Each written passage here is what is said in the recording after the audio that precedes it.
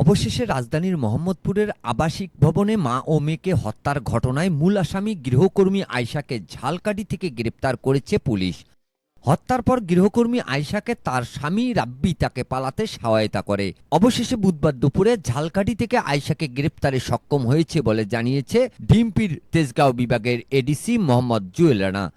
যমুনা টেলিভিশনের প্রতিবেদনে বলা হয়েছে, তেজগাঁও বিভাগের এডিসি জানান, ঝালকাঠির নলসিটির দাদা শ্বশুরের বাড়ি থেকে আয়শাকে গ্রেপ্তার করে মোহাম্মদপুর থানা পুলিশ। খুনের পর আয়শা তার স্বামী রাব্বিকে হত্যার বিষয়টি জানালে তারা ঢাকা থেকে পালিয়ে যান।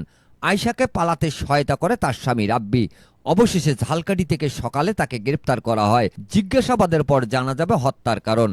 এর আগে সোমবার সকালে মোহাম্মদপুর শাহজাহান রোডের 14 তলায় একটি আবাসিক ভবনের 7ম তলায় লায়লা আফরোজ ও তার মেয়ে 9ম শ্রেণীর শিক্ষার্থী নাসিফা লাওয়াল বিনতে আজিজকে ছুরিকাঘাতে হত্যা করা হয়। এই হত্যার ঘটনায় অন্যতম সন্দেহভাজন ছিল গৃহকর্মী আয়শা।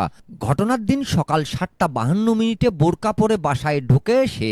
আর সকাল 9:30 নাগাদ মা মেয়েকে হত্যা করে মেয়ে নাসিফার স্কুল ড্রেস পরে ব্যাগ নিয়ে বেরিয়ে যায় গৃহকর্মী আয়শা। জোড়া হত্যার ঘটনায় সোমবার রাতে নিহত লায়লা আফরোজের স্বামী আজিজুল ইসলাম মোহাম্মদপুর থানায় মামলা দায়ের করেন।